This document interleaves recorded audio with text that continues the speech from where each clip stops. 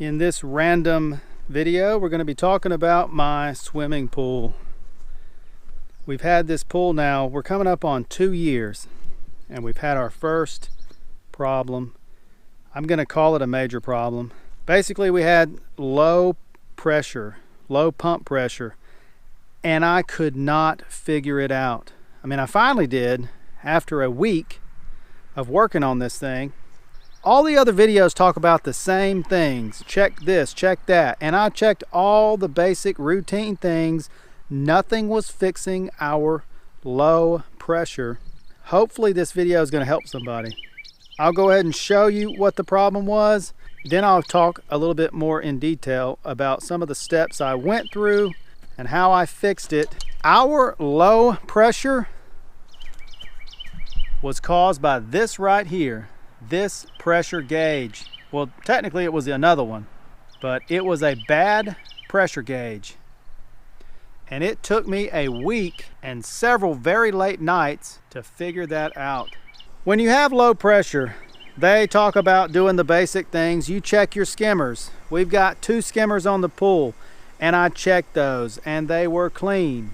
And of course you check the skimmer basket on the pump. I checked that, it was clean. And if you open that up and you pull the basket out, you're supposed to check the impeller. Sometimes it gets clogged up and that will cause low pressure. Well, it was clean. Another thing they talk about is maybe one of your lines are clogged, right? You got the lines buried underground. Maybe one of your lines are clogged up and that is causing bad suction. That was not the case, and I knew that because I was only having a problem with pressure in the filter mode, right? If you put it on filter, that's when the pressure was low. But if you had it on waste or backwash or rinse, everything was okay. Right here on mine, you've got a backflow preventer. It's like this little door. Normally the door is pretty much wide open and you know you got good pressure. Every time it was on filter though, it would be maybe halfway open, and I could not figure out why. The old gauge kept showing 8 psi. Right, the old gauge over there. So normally my pool is supposed to be around 11 to 12 psi. That's what it was new, and every time you backwash, that's where mine should be, 11 to 12 psi. So this backflow thing, it would barely crack open. So you're thinking, well, maybe the lines are clogged if none of the baskets are full. But if you put it on backwash or rinse or waste, the backflow would be wide open.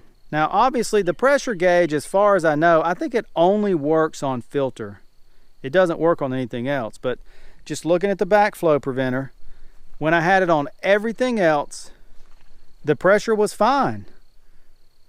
And backwash, rinse, and waste, it's using the same lines coming from the pool, so I knew there was not a clog. Something that I also noticed when it was on filter, it sounded like there was air up in here. But again, if you put it on backwash, rinse, or waste, well, those all go out this different pipe here, right? Backwash, rinse, and waste all go out this one. And I didn't hear that sound. But anytime it was on filter, the little backflow door was barely open, and that's when it comes back through here and down to the pool. And of course the gauge was showing low pressure. I was thinking maybe something had gotten past the impeller and it was clogged up like in here. So I stayed up late one night and I started cutting all these pipes apart. You can see these unions.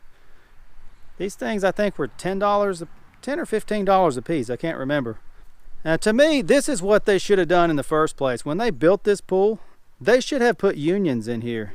These little things here where you can just unscrew them and check. Now I didn't put one over here because obviously I got the salt cell. I can just undo this one. So I put these unions in here so that way I can take this pipe here off and look in there, and there was nothing. And of course I checked the salt cell, there was nothing clogging it. I put a union there and one here so I can take this completely off and look down into the impeller and look in there. Nothing. I stayed up till 12:30 one night. You know, I got to get up pretty early for work, but I was out here in the dark with spotlights, glued all this back together. Finally, I noticed. You can see this gauge right now, it's on 0. Whenever you turn it on filter, the gauge goes up. And whenever you turn the pump off, it's supposed to go to 0. Well, when I would turn the pump off, it would stay at 8 psi. So obviously, the pressure gauge was broken. It didn't look visibly, it wasn't cracked or anything. There was no water. Sometimes people say they get water in here. I didn't see any water in there. It was just stuck at 8 psi. But I feel like it must, somehow it was letting air into the system also. It's kind of hard to describe. It wasn't leaking here. I didn't see any visible cracks, but somehow that gauge, I think it was stuck at 8 psi, so it was obviously broken, but somehow I think it was also letting air into the system, and that's where I was hearing the air in here when you put it on filter. I got this new gauge here at Lowe's. It was $10.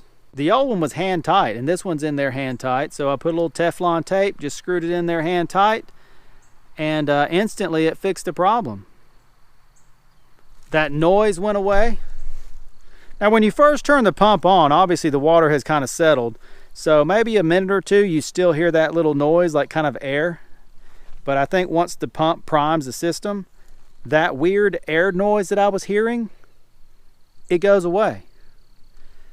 And the pressure was right where it needed to be, around 11 to 12 psi. And my problem was solved. One thing I didn't mention, of course, I was backwashing. That's another thing you check. Sometimes when you have low pressure, you know, you gotta backwash, and of course I was doing that. So hopefully this video will help somebody. If you've tried everything else and you know your lines are not clogged, your impeller's not clogged, your basket is clean over here on the pump, if your skimmers are clean out there, check your pressure gauge. They are really easy to change, and apparently other people in the videos, they say they only last like 2 to 5 years. So I don't know why that is. Why can they not make them better than that? My system is a Hayward.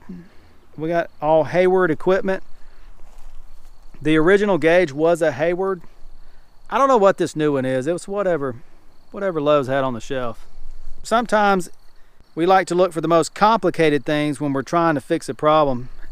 I wish before I cut all these pipes apart and spent probably, I don't know, $75 on all this stuff and like a week stressing out trying to fix everything, I wish I would have known about the gauge.